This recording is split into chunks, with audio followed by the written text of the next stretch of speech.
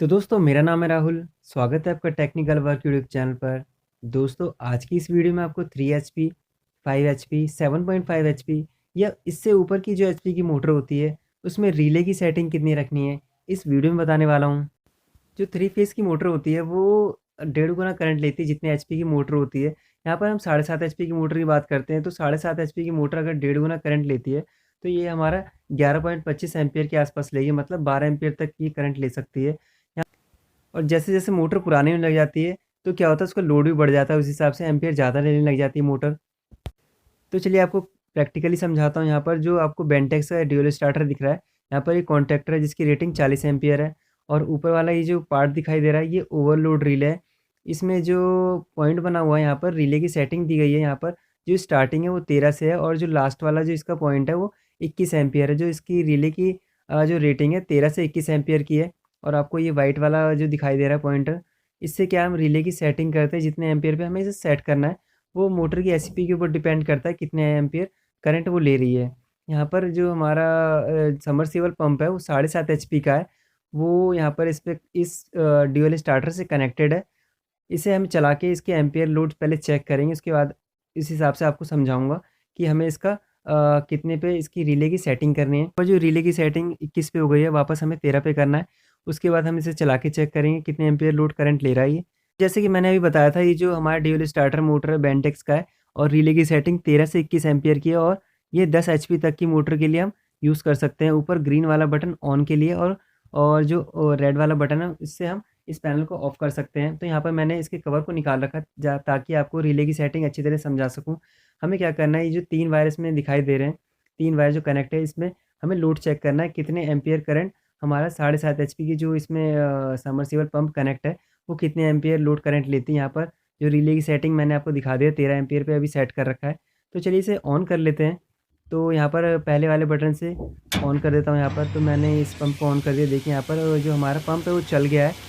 तो यहाँ हमें लोड चेक करने हैं तीनों वायर के। तो इसके लिए हमें क्या करना है, यहाँ हम क्लैंप मीटर ले लेते हैं, इससे हम चेक करेंगे। अगर आपके पास नहीं है तो कोई प्रॉब्लम नहीं है, मैंने यहाँ पर समझाने के लिए बताया है। तो यहाँ पर मैंने क्लैंप मीटर ले लिया है और इसको मैं पहले एम्पेयर पे सेट करता हूँ। यहाँ पर जो इसका एम्पेयर है वो 200 से कम है, इसीलिए मैंने इसे 200 पे कर दिया है। तो यहाँ पर सबसे पहले मैंने रेड वाले वायर पे लगाया। देखिए यहाँ पर रेड वाली वायर पे 13.5 एम्पियर के आसपास ये करंट ले रहा है। तो इसका मतलब जो एक वायर है वो 13.5 एम्पियर के आसपास करंट ले रही है।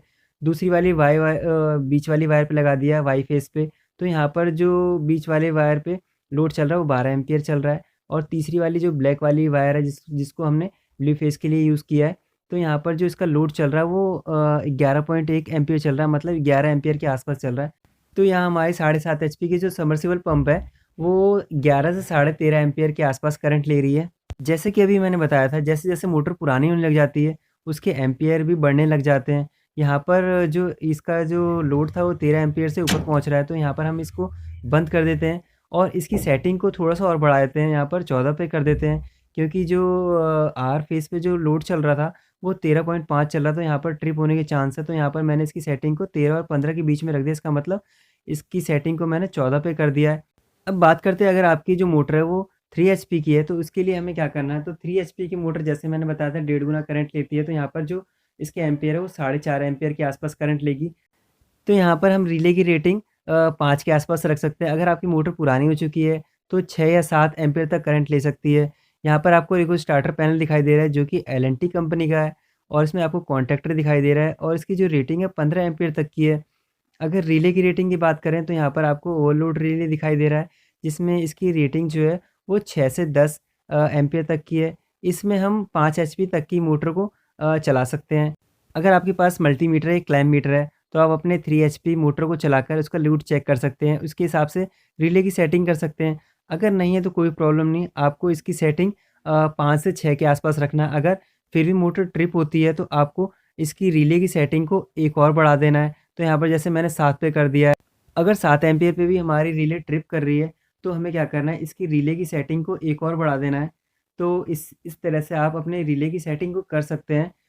अब बात करते हैं, अगर आपकी जो मोटर है वो 5 एचपी की है, जैसे कि अभी मैंने बताया जो 3 फेज़ की मोटर होती है वो डेढ़ गुना करंट लेती है। अगर 5 एचपी का देखते हैं, डेढ़ गुना इसका 7.5 एम्पीयर होगा। इसका मतलब ये 7.5 से 8 एम्पीयर के आसपास करंट ले सकती है। तो यहाँ पर एक और स्टार्टर है जो कि एल&टी कंपनी का है और इसकी भी जो कॉन्टैक्टर की रेटिंग है 15 एम्पीयर और जो रिले की रेटिंग है 9 से 14 एम्पीयर तक की है। यहाँ पर हम 5 एचपी की मोटर की बात करते हैं तो 5 एचपी की जो मोटर है वो 7.5 से 8 एम्पीयर के आसपास करंट लेगी। तो यहाँ पर जो रिले की रेटिंग है 9 से स्टार्टिंग है, तो यहाँ पर इसकी सेटिंग को मैंने 9 पे कर रखा है। तो इसी तरह आप भी अपने 5 एचपी की मोटर की रिले की सेटिंग को 8 से 9 एम्पीयर के आसपास रख सकते हैं। अगर फिर भी आपकी मोटर ट्रिप करती है तो आपको क्या करना है, रिले की सेटिंग को 1 एम्पीयर और बढ़ा देना है, जिससे क्या है ये जो रिले वो ट्रिप नहीं होगी। तो दोस्तों इसी तरह आप भी अपने 3 एचपी 5 एचपी या 7.5 एचपी या इससे ऊपर की एचपी की जो मोटर है उसकी रिले की सेटिंग कर सकते हैं लोड के हिसाब से। अगर आपके पास मल्टीमीटर या क्लैम्प मीटर है तो आपको और भी आसानी होगी इसकी सेटिंग करने में। आपको पता चल जाएगा कि ये जो हमारा पंप है या जो भी हमारी मोटर है वो कितने एम्पियर लोड करंट ले रही है और इसकी रिले की सेटिंग को हमें कितने पे करना है। तो दोस्तों अगर आपको फिर भी इसकी रिले की सेटिंग करने में प्रॉब्लम आ रही है या फिर आपको इसके कनेक्शन में प्रॉब्लम आ रही है तो आप कमेंट करके पूछ सकते हैं। दोस्तों अगर आपको ये वीडियो पसंद आई तो प्लीज़ इस वीडियो को लाइक कर देना। अगर आप मेरे चैनल पर नए हैं तो प्लीज़ मेरे चैनल को सब्सक्राइब कर देना और इस बेल आइकन को भी प्रेस कर देना, जिससे मेरी आने वाली नई वीडियो की नोटिफिकेशन आपको सबसे पहले मिल सके। मिलते हैं आपसे नेक्स्ट वीडियो में।